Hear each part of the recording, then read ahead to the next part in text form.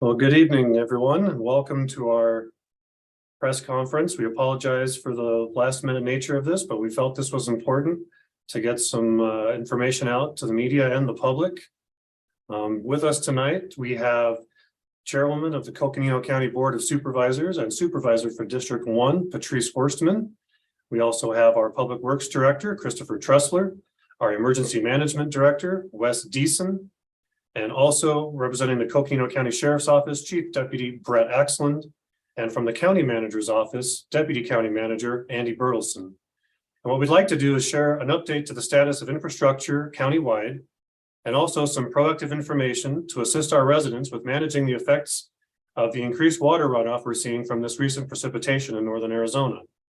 And at the conclusion of our remarks this evening, we'll be happy to take your questions. If you use the raise hand feature in Zoom, I'll be able to select you and promote you to panelist, and we'll take questions first come, first serve. And with that, I will turn the floor over to Chair of the Board of Supervisors, Patrice Horstman.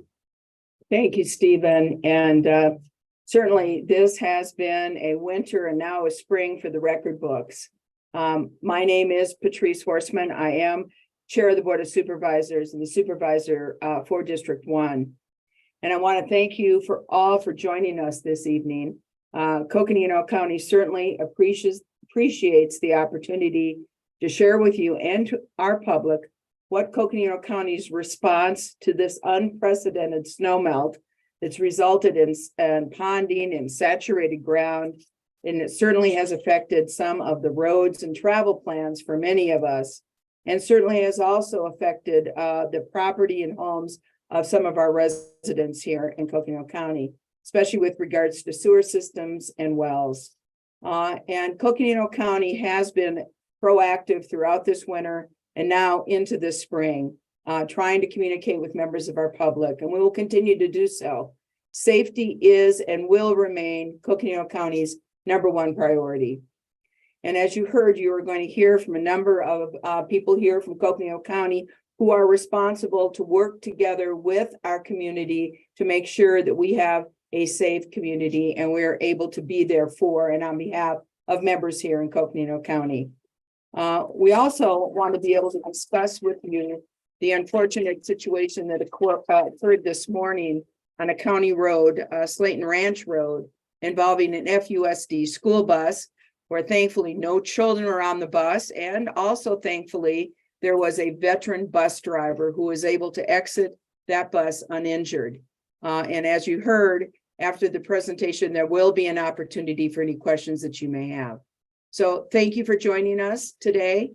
You are important partners with us to get and communicate with members of our public. So thanks for being here tonight. And with that, I want to turn this over to our Public Works Director, Christopher Tressler. Christopher. And you are muted. Thanks, Chair Horstman. So today has been quite a day. We've seen near unprecedented runoff from melting snow and rainfall this spring. Our county crews are working around the clock to maintain roads and monitor drainage infrastructure. We know that early this morning, the Slayton Ranch road crossing was compromised by these high flows, and the road collapsed under the weight of a school bus. Like Supervisor Horstman mentioned, Chair Horstman mentioned, luckily there were no children on the bus and the driver was not injured. Our engineering team has already begun working to evaluate the situation and design a new crossing. We expect the Slayton Ranch road crossing at that location to be closed for at least the next 60 to 90 days while we work to remedy that situation. Residents should not be isolated because of this road crossing. Residents can access Townsend, Winona to the west, and they can drive up through Doney Park to the east. So this shouldn't be too much of an inconvenience, though it is definitely going to inconvenience some people, and we're sorry for that. County crews are also monitoring another Rio de Flag road crossing just downstream of Slayton Ranch Road at Hutton Ranch Road, where water threatens to compromise that structure as well. These flood flows are just exceeding the capacity of our infrastructure, and we don't have data yet but it's estimated that we haven't seen flows like this in the last 25 years. Public Works staff will be on site around the clock to monitor the situation at Hutton Ranch Road and other locations. We're working with the Sheriff's Office, with ADOT, with the City of Flagstaff to monitor the flooding situations that are impacting roads, trying to keep people as safe as we can while minimizing the impact to the traveling public. But we will prioritize public safety. So there may be impacts to commutes and to typical routes that people take. We're experiencing flooding in other places in the county as well. We're just seeing the snow melt and the rainfall that we've had is just nearly unprecedented.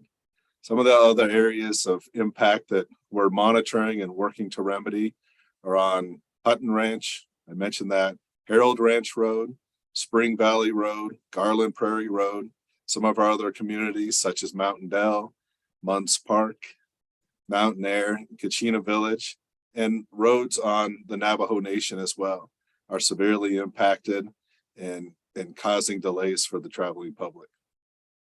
Some thoughts about how to deal with some of these flooded roads is that we want to request that people do not try to drive or walk through floodwaters. You just don't know what's going to be underneath that water, and we don't know how the roadway may have been compromised. So please don't walk or drive through floodwaters. Shifting gears a little bit and talking about impact to people's homes and potentially impact to people's septic systems and groundwater. I'm going to share my screen here and show a couple of resources that are available. So I have on my screen right now, I'm showing the Coconino County Flood Control District webpage. And you can see, you click on this ponding link over here on the left side, you'll see that we have resources from a recent public meeting that we held for Fort Valley. And right down here under mitigation measures for snow melt ponding is some information that our community development department put together with respect to septic systems and wells. Septic systems and wells can certainly be compromised when floodwaters inundate the area and rise higher than the infrastructure that's protecting them. I won't go through and read this letter, but I wanted to show you where it's available. I would encourage people with septic systems and wells to seek out this information, read through it, and if you have questions, please contact our community development department. David Monahan is an expert in that area and is there to help people and provide as a resource. We also have sandbags staged throughout the county in strategic locations that can help people protect their homes and mitigate their homes from the impacts of flooding.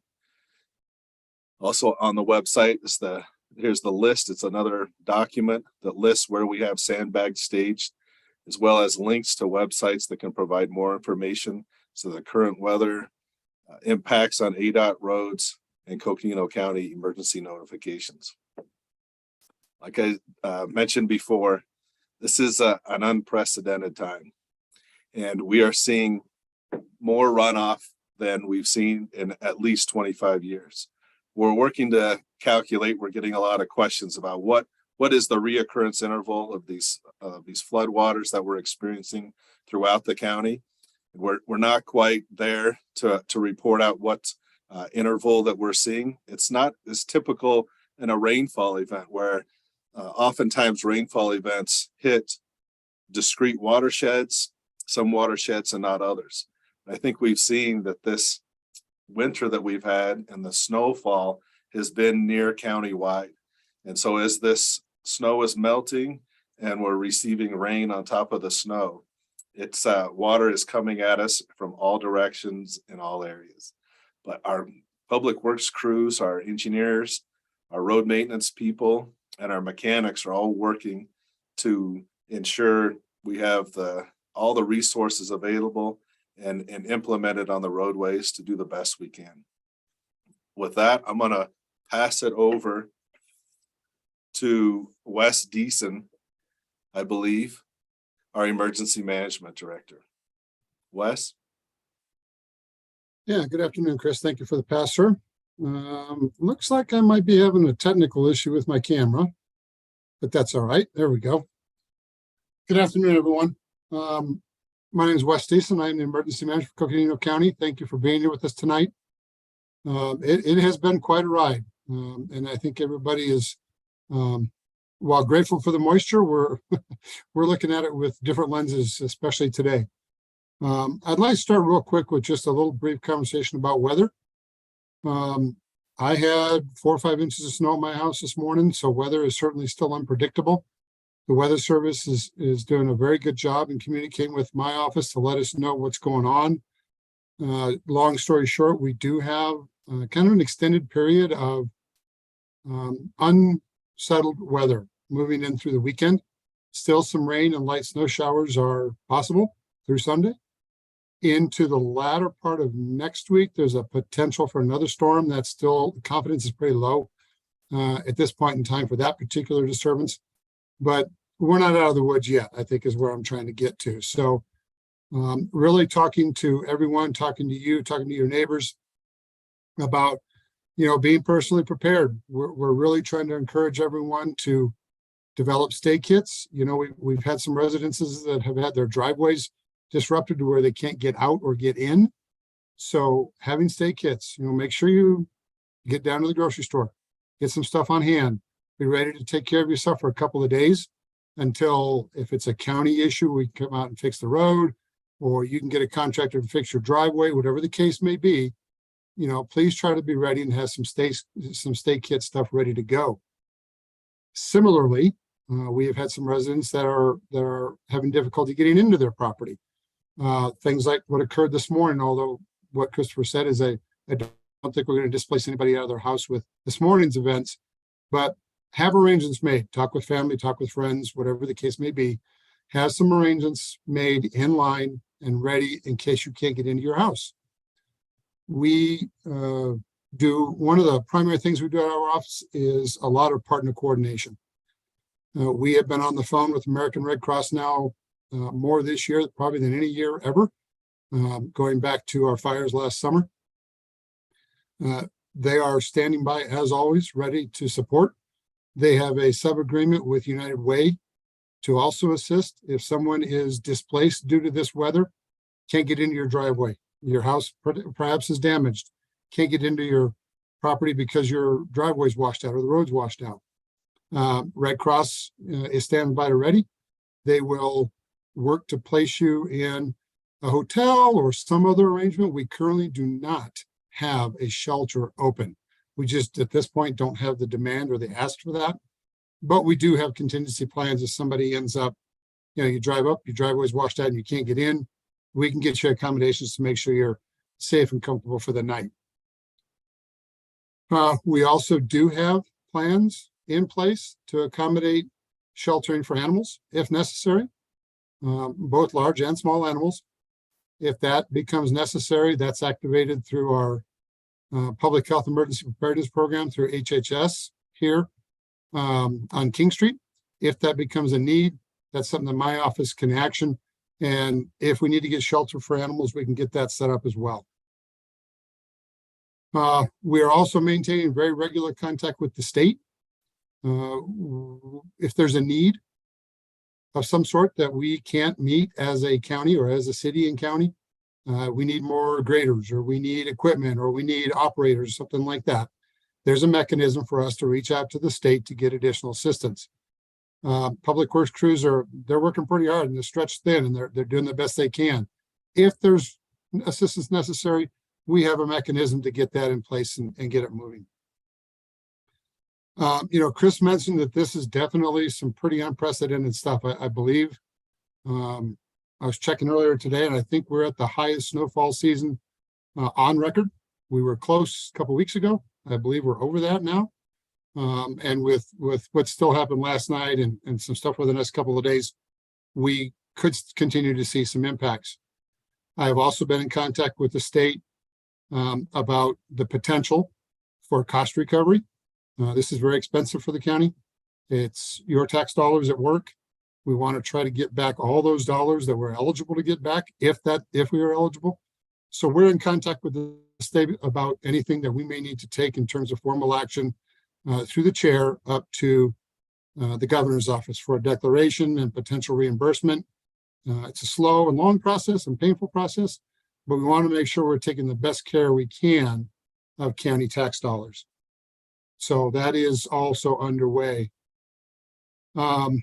Getting close to winding up here. One of the last things I want to mention is we've been working very closely with the Coconino County Sheriff's Department, the National Forest Service, the city, fire districts all across the area, all across the entire county, as a matter of fact. And we have identified 131 predetermined, pre-established evacuation zones. This is a little bit of an after action item that came out of last summer and some of those very fast moving fires that we saw in floods. We've identified these zones. We're working to render those to a GIS platform, a map platform, so that we can see and initiate that. Hopefully we don't need it, but we want to be prepared for any type of evacuation. The current maps that we have are all county specific. We're working with the city to see if the city is going to, in fact, they are doing the same effort, and we will join those together at some point in the near future. And it's really, again, an effort to make sure that we have the best pre-made plans that we can to try to make the best of safety for all of our citizens and visitors. We are currently working on a plan in Sedona, for example, a formal evacuation plan in Sedona. It's coming along very nicely. It's in the final stages of being written. And we're pretty excited about how this is going to allow us to move very quickly and very efficiently in times of extreme threat or hazard. Again, I tell you that only because I want you to know that it's occurring. The maps that we are producing now will be public. They'll be widely public. You will see them. You'll be able to have access to them. You'll be able to have them on your phone, printed and put it on your refrigerator or whatever you want to do. You'll have access to them. You'll know exactly where they are. We're still working some polishing items with those, but they are available now. We can use them now. If we receive information from the Sheriff's Department, and I know Chief Oxen's on the call, if we receive information from them about necessary evacuations, we can move very quickly. So to put the period at the end of the sentence, I would encourage, again, everyone on the call, and please encourage your friends, family, relatives, business owners, to register for our emergency notification system. CoconinoCounty.az.gov/ready will get you to our emergency notification system sign-up page. It is free. It is highly confidential. We do not share that information with anybody for any reason. The county actually doesn't even have access to the information. It is held by our contractor, Raid Mobility Systems, and it is completely safe and it is not shared. That is the best way for us to reach out to you to make sure that you have critical life safety information. We will convey evacuation information to you, shelter in place information, whatever the case may be as we move through, continue to move through a very active season and into what could be another very active season coming up with fire season and the monsoon season. So please sign up for emergency notifications, get your neighbors and families to do so as well. And I'll be around for any questions. And with that, I will pass it over to Deputy County Manager Andy Bertelson. Good afternoon, evening. Thanks everyone for being here. And thank you, Wes. Thank you, Christopher. Normally, if you wait long enough, someone will say what has needed to be said. That said, a few things to share. I see we have some members of the media here with us this evening. Thank you for being here. You are with your community through all the seasons and through all the events that the seasons bring. With that, we've had record-breaking snow this year. We've transitioned from snow to rain. Rain on snow event where we've had melting and then ponding. And now we're faced with the Rio de Flag and other channels throughout our community that are running pretty fiercely, creating river-like conditions, Oak Creek Canyon as well with our Sedona communities. So to Wes's point, we continue to work with our communities and respond as needed and necessary with our media members. And thank you so much for being here. You help the community get the word out where activities are happening, where things are happening, and this information that we're presenting with you. If you have any further questions, snowmelt ponding at coconino.az.gov. We'll be monitoring that website, and we can track issues. Christopher shared some information related to ponding as it might relate to septic issues in our county community. There's further information on that. We have technical experts on staff that can help prepare. And I think as a message to the community, take the opportunity to know your property, know your utilities, know your infrastructure. Where is your septic system located if you have a septic system? And is it in an area where water may be ponding? And if so, we have the information on our website that can be helpful with that. Stephen, thank you for showing this snowmelt ponding email address that we have. Again, record-breaking year, impacts to the community, and that level of preparedness and how a community can be prepared. So a lot of our discussion today with Wes, with Christopher, has been as we've closed Slayton Ranch Road with the blowout of the road, the culvert, the infrastructure, the Rio de Flag, with those river-like conditions at that location. Everyone has access to either Townsend-Winona Road or Neptune in the greater Donny Park area.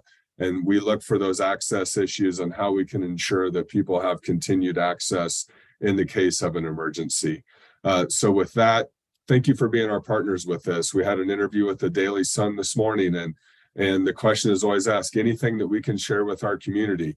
And it's to Wes's point, always be prepared and know that we have had this record-breaking season, both snow, now rain on snow event.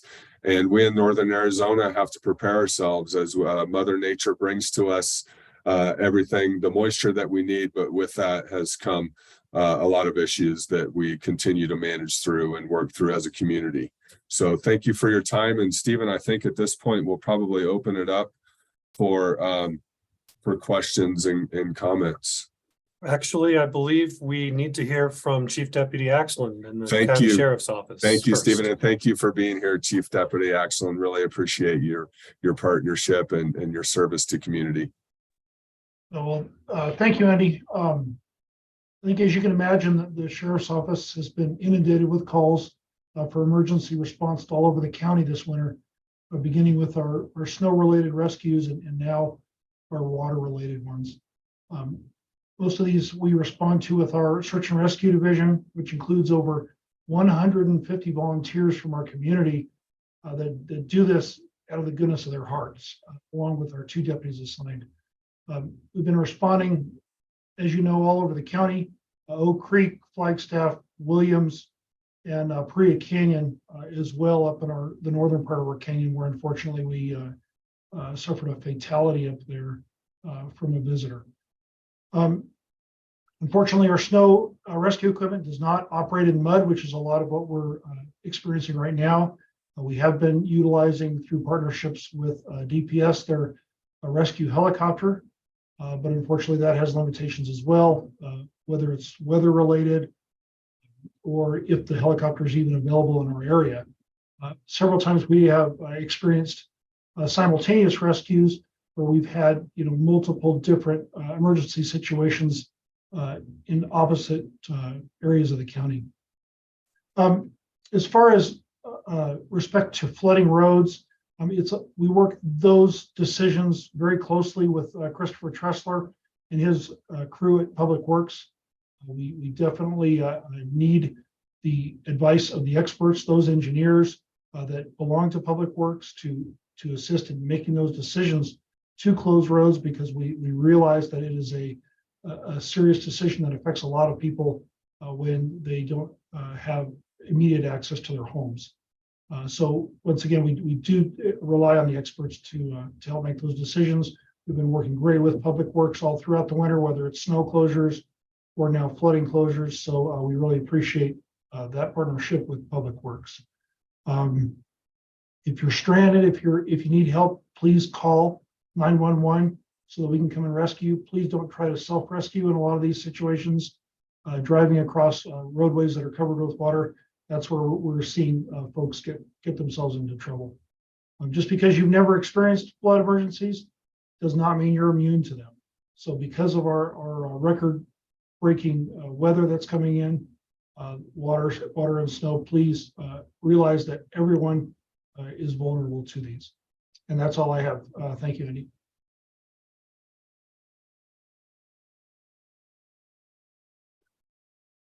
Thank you, Chief Axland. And so, Stephen, I think now we'll turn to the Q&A conversation. Okay, our first question comes from Nicole Grigg at ABC 15.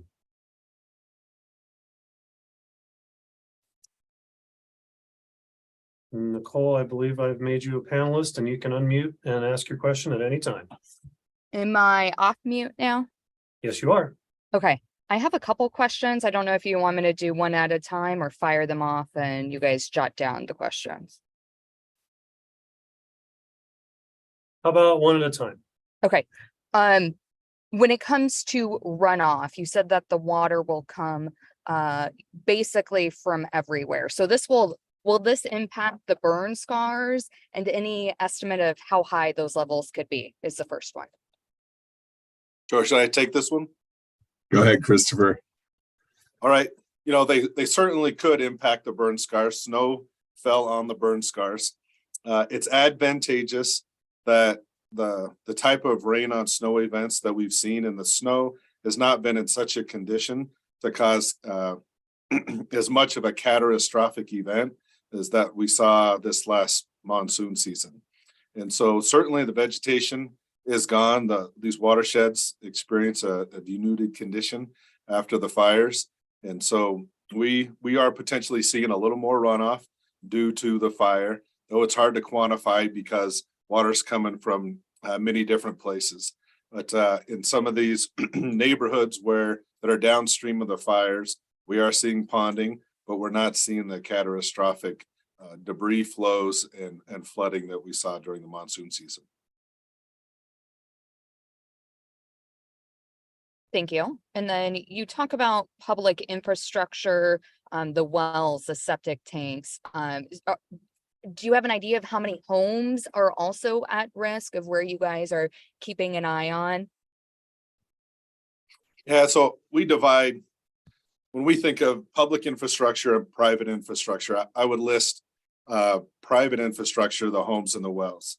And it just varies in a lot of places in a lot of the neighborhoods. Some people are on shared wells, and usually they're individual septic systems. And so I don't have an estimate of how many wells and septic systems are impacted. With public infrastructure, we're mostly thinking about Coconino County doesn't have utilities with respect to water lines or water companies. They're all private companies for the most part. And so we're thinking about roadways, drainage infrastructure with culverts and bridges. And that's how we lump into public infrastructure that we're monitoring. And there's literally hundreds of culverts and bridges that we're monitoring. And Coconino County maintains over 1,000 miles of roads.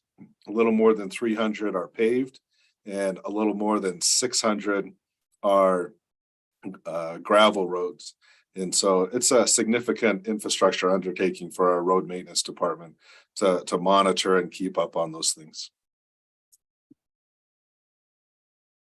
Okay, our next question comes to us from Michelle Marisco at KJZZ Radio. I'm going to promote you to panelist and we'll be happy to hear your question. Take it away. Great. Thank you. Thank you very much for holding this press conference. I wanted to talk about some of the cost and whether or not you've had an opportunity to ascertain what sort of funding will be needed, and whether you'll be able to use funding from the pipeline fire to mitigate for some of these damages that you're talking about. So Christopher, I'll take that one. This is Andy Bertelson, Deputy County Manager. We know that the funding that we have had available for sandbags going into this season, we're expending that pretty quickly. But to answer your question on the Schultz pipeline, post-fire burn scars, we're utilizing those funds, those federal funds that we obtained for specific projects for those areas.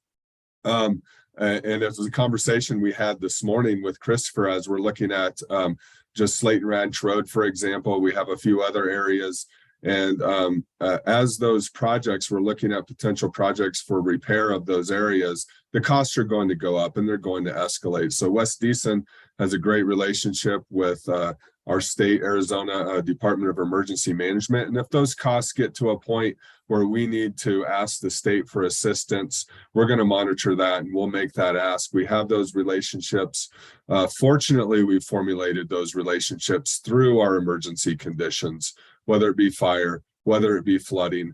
And so we know how those systems work. And if the costs exceed what we're capable of providing at that local level, then we're going to ask for that assistance.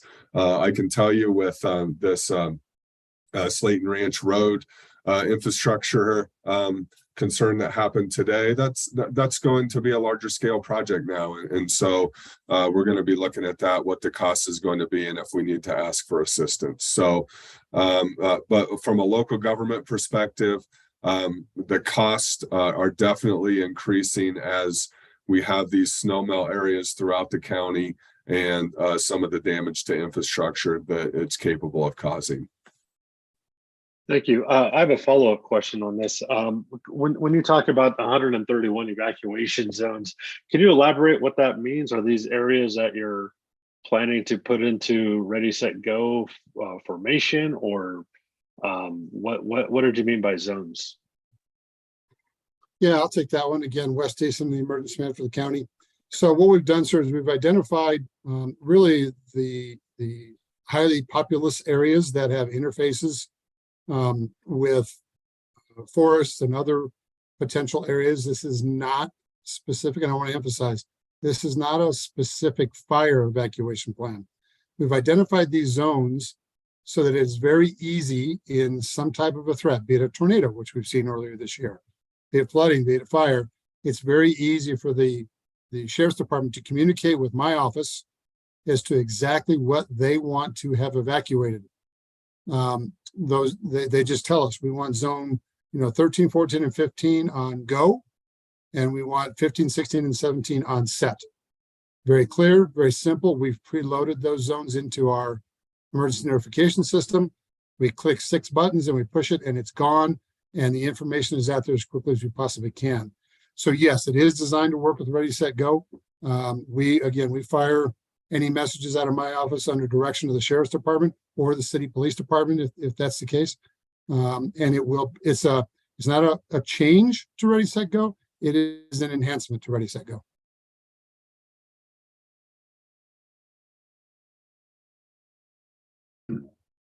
Okay, thank you. We have another question now from Dave Zorn at CAF News and Great Circle Media. Dave, I'm promoting you to panelist, and when you click OK, you can unmute and ask away, sir. All right. Hi guys. How you doing? Thank you Dave. for doing all this tonight. We appreciate it. Thanks for being here. No problem. Hey, I got a couple questions. Andy, since you spoke up, I'd probably be in your direction on this one. Are you guys already kind of looking ahead with this flooding, especially on Slayton Ranch today? I know Hutton's another one. Are you kind of looking ahead and maybe after this kind of settles down and goes away, of maybe looking to replace some of these areas anyway, since I know they've kind of been in there a long time? Yeah, you want to grit that one, Christopher, or? Yeah. Sure. Thanks, Dave. When we evaluate the projects that we can carry out in any given year, we're prioritizing it based on, for a lot of road infrastructure is based on average daily traffic, number of homes impacted, and things like that. And Coconino County has made a huge effort since I've been at the county. I know for a long time to address and be aggressive at finding dollars to address drainage issues and flooding impacts. We passed Proposition 403 back in 2014, and it's almost now more than doubled the dollars that are available to the Public Works Department to carry out improvement projects to deliver a higher level of service for snow removal. And those dollars are being used. We're leveraging those to pursue government grants and any opportunity we can. And so, yes, we prioritize drainage projects. We're actively carrying out a capital improvement plan. Typically, our road projects include drainage improvements so that things like this don't happen again. Historically, development in the rural areas of counties and rural areas of states have varying degrees of development standards that they were carried out under. And so in events like this, some things pop up that may not have been on the radar. And we realize that there's room for improvement, and we definitely pursue those pretty aggressively. Hey, Christopher, and if I could elaborate on that, and Dave, I appreciate your question. And then talking to one of the neighbors out there, and I'm sure you talked to him as well, he had said he hadn't seen this much water in 15 years. Yeah. So in looking back 2005, what happened in 2005? That rain on snow event where we saw saturation throughout our entire county and in our communities. So that said, that shows us those areas that we need to look at for potential drainage improvements as we look for the future. Dave, as you know, our county, through federal funds, through state funds, everything that we can leverage, flood control district, we've committed to post-fire flood mitigation. Right. And now we're seeing with these events, not just post-fire flood mitigation, but these issues throughout the county. And it's really showing us our infrastructure areas and the areas, to Christopher's point, that we need to look at and make the investment. Now, where is that investment going to come from? We need to continue to leverage our funds and look for those funding sources as they're available. One more point. Sure. Where we don't just wait for these events to identify, in a sense, weak areas in our infrastructure. We've taken a pretty proactive approach, doing initial engineering assessments to identify improvements that could be done. And big areas that we've done: Kachina Village, the watershed, Munns Park, leading down into Oak Creek Canyon, out in the Fort Valley area as well. Mountain Dell, we just completed a big infrastructure project there a couple of years ago. And so we take a pretty active approach to modeling these areas and identifying needs and then trying to prioritize those needs. As far just to kind of piggyback on all that, is there like funding resources? Is there like maybe more grants available, or even CARES Act? I know you guys have tapped into that already with the fire mitigation, but is there additional things that you can look at to help with this kind of thing that you're dealing with now? Specifically right now, we're definitely looking at ADOT bridge grant funding that is going to help us with hopefully offset some of the costs for these things. Okay. And my last one, just thinking this in the back of my head the last couple of days. Obviously, we had some rain down here. Obviously, the Sedona area got hit and, all that stuff. But, snow up on the fire area. Have you guys thought or maybe started planning in case we have a rain event up on where all the snowpack is, and here we go, on the fire area, maybe getting some water down? Is there any idea the impacts of that yet? If you look that forward, or where are we on that? Yeah, when snow melts, it can be typical of a rainfall event, and it's usually attenuated, or it's orders of magnitude less than potentially a rainfall event. But if we do have a rainfall event on one of these burned watersheds, it behaves in a similar manner that it did when in a monsoonal type rainfall event. And so we're looking to use the same protocols with some of our engineering partners. We're already in communication with about modeling some of these things, and we believe that it'll behave in a similar way, and we're going to use the same protocols to try to mitigate that flooding. And Dave and Christopher, Wes had mentioned the Weather Service, and we're so fortunate we have one of the best Weather Service local offices in the country, if not the best. Brian Klimowski, Tony Merriam.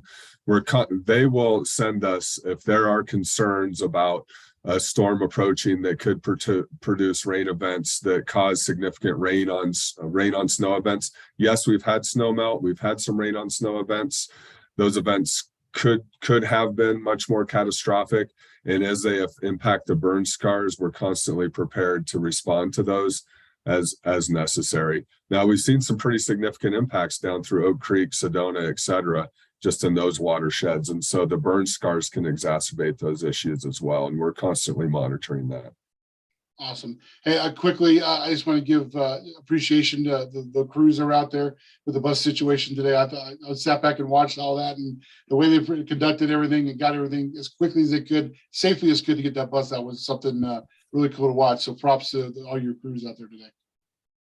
Yeah, and Dave, I can't go without mentioning, because Lucinda and Steve may get frustrated if I don't. You know, we were able to get some federal funding, that 90 million for the watershed work for that post-fire flooding. And we're monitoring the weather for a lot of reasons. One, if we need to respond. Two, we're waiting for it to dry out so we can get to work. Right. And I know Lucinda's ready to get those shovels in the ground and get those projects in place so we can continue to protect those areas and fortify against those flooding events and our post-fire burn scars. Cool. Great. Thanks, guys. Appreciate it. Yep. Okay, and we will return for a follow-up question to Nicole Grigg with ABC 15.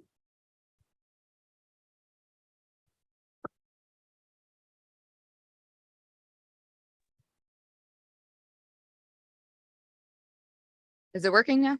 Okay. We can hear you. Yes, thank you. Is there any way, Stephen, to make the speakers bigger and take down just because if we air a soundbite, we can't see the person. All we see is the Coconino County area zone. I can maybe stop just sharing the screen and that will fill. Thank the you. That camera. would just be great. So- Nicole, Christopher and I, maybe you've seen enough of us already over the last couple of years. And I haven't gone away yet. Sorry, guys. No, it's good. Thank you. So I'm just trying to clarify like kind of my past question with this question. So are you like should residents be expecting similar flooding to what we see in the monsoon season? Would it be worse? And you talk about septic tanks and private wells, but are homes also at risk? Yeah, I think the flooding that we're experiencing currently has been more significant in some cases than flows that we'll see during a monsoon season. It depends on the monsoon season with those larger scale events, but with this rain on snow event and the snow melt, it hasn't just impacted the burn areas, but our watersheds like Oak Creek Canyon, the Rio de Flag. Even in our city, our city of Flagstaff community, right next to City Hall, the Rio de Flag was running swiftly all the way through the channels, all through our sub drainages, et cetera. So we have had some significant flows. I don't know the measurement per cubic feet per second, but we've had some, I guess in some cases, river-like conditions. And is it more than just the septic tanks and the wells? So the septic tanks often, Nicole, where you have those low-lying areas where the water settles, not so much that swift water dynamic that you'll see like through Oak Creek Canyon, et cetera, but often in those areas where communities have developed in those lower lying areas where our drainages will settle in the rural areas of the county where septic tanks are located. And that's why we really say, know your property, know where your septic tank is located, know where your low areas are. And if they're in those areas, then let's protect against that. In many cases, Nicole, folks that have been here for a while and that have developed in those areas, they know those dynamics, right? They've developed their septic systems. They know how to manage that. But as some of the areas have developed a bit more, we just want people to be aware that it can impact those areas that are low lying and where the water settles in ponds. And so that is a different look, Nicole, than the swift water, what washed out Slayton Ranch Road today. That wasn't a ponding situation. That was a swift water situation with the runoff that created that. We also have in our lower areas where it's ponding. We have an area along I-40, for example, between here in Williams, where you'll see those dry lakes. Arizona is known for its dry lakes. Those dry lakes are filling up. with this snowfall that we've had, the snow melt, and now the rain on the snow that's really saturating our areas. It's great for the aquifers, etc. But we just want people to be aware if they're developed in those lower areas to pay attention to that. Okay, but is it Okay. homes as well at risk? Homes that risk? But there have been in some communities, there are homes in low-lying areas. There's definitely a handful of homes that have been impacted that I'm aware of right now. And Nicole, you've been with us through the post-fire flood events and done a really good job with the coverage of that. And just every season is different and every storm is different, as you've gotten to know. And now we're in this season where we've had this unbelievable, I mean, our community when it snowed last night, our community, every flake hits a nerve, right? And people are tired of shoveling snow. And now we see with that snow and then the rain on snow events, how it's impacting our community as well. Thank you for the questions. Yeah, thank you. Okay, we have time for some more questions, and we will go now to Lauren Clark with Fox 10 in Phoenix. I will promote you to panelist and you may ask away.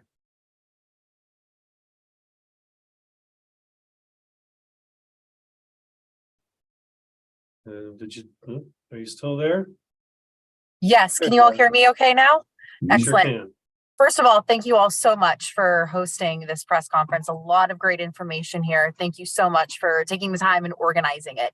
My main question is for Wes. And Wes, I realize that this is going to be difficult. You probably don't have an exact number right now, but you mentioned, this has been very expensive for the county to be dealing with this. Do we have a range of just talking about the expense? Are we talking about thousands, hundreds of thousands, a threshold of, millions of dollars here dealing with all of the flooding and the snow melt and impacts of that for infrastructure? Yeah, so Lauren, I would say, we're not going to be in thousands, tens of thousands. We're going to be in hundreds of thousands. I think probably, and part of the challenge here is we've got damage probably that we don't even know about yet because we still have some snowpack on the ground. We have water flowing right now. So Christopher Tresser might be able to talk a little bit more specifically about that. But as far as public infrastructure, I feel pretty confident right now that I think we'll be over $1 million in damage. And that's really without any big problems that we may not even know about yet. And I'll toss over to Christopher to finish that out, but it's going to be a significant hit.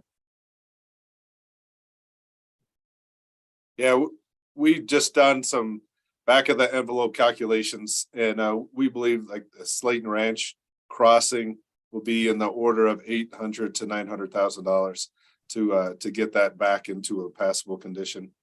And then other areas within the county.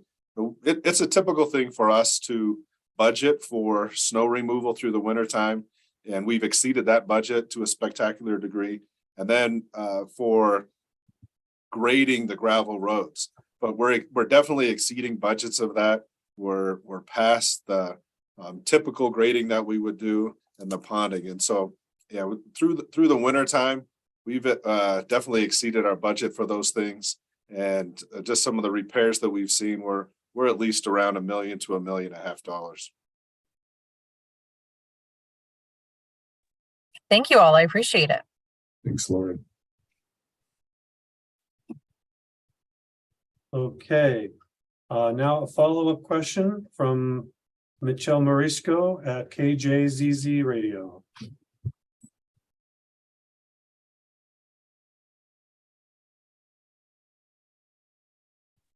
Hit that unmute button.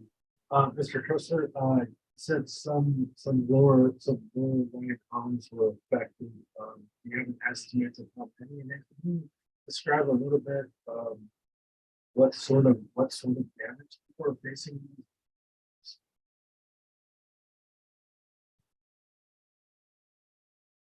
I didn't quite catch what you wanted us to describe. Could you repeat that? You said that there were some lower lying homes that some part affected. Do you have an estimate of how many? And then can you talk about what sort of damage your office has so far seen? I don't have an exact number of the homes, but most of the damage that we're aware of is water that's just penetrated the base level of some of the homes, with the main level of a home, and caused damage to carpet and sheetrock. I don't have an estimate right now, but I think it's less than 20 homes right now, is what I would estimate. And what area of the county? In what area of the county? Yes, sir. North of Flagstaff, in the Fort Valley area, in some of the neighborhoods in Kachina Village and Mountain Air, potentially in Munns Park, in Mountain Dale. And yeah, those are the ones that I'm more familiar with right now. Thank you. I won't keep you guys. Thank you for this.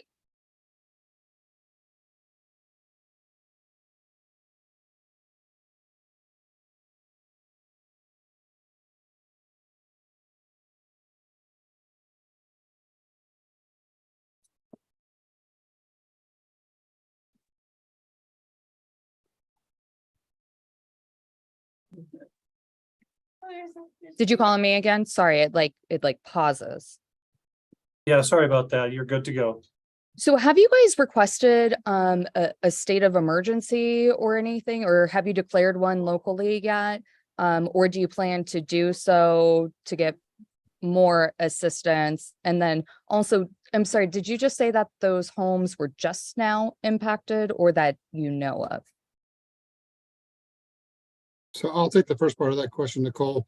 We have not yet made a request to the state, a formal request to the governor. That's discussions that I'm having with the county manager's office and with the board. That is a possibility out there. There are some criteria we look at before we make that request. So we have not made either a local declaration specific to this most recent flooding, nor have we made a request to the governor at this time. And I'll toss it to Chris back on the House question.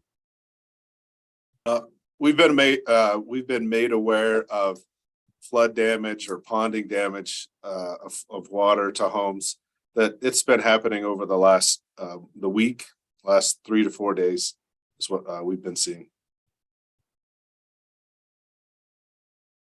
Thank you. And you don't have a number of how many homes at risk, though? Not at risk or have been damaged. Well, you said damage about 20, but I'm curious how many others are at risk?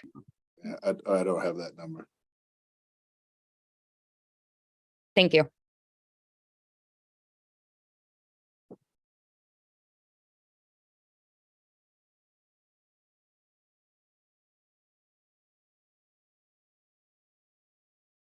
I believe that does it for our questions from the media so far.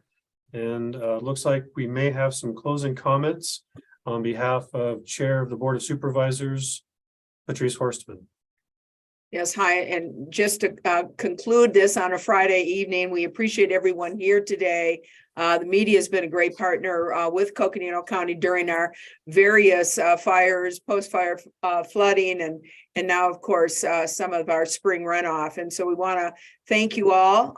You get the word out for members of our public. That is so important.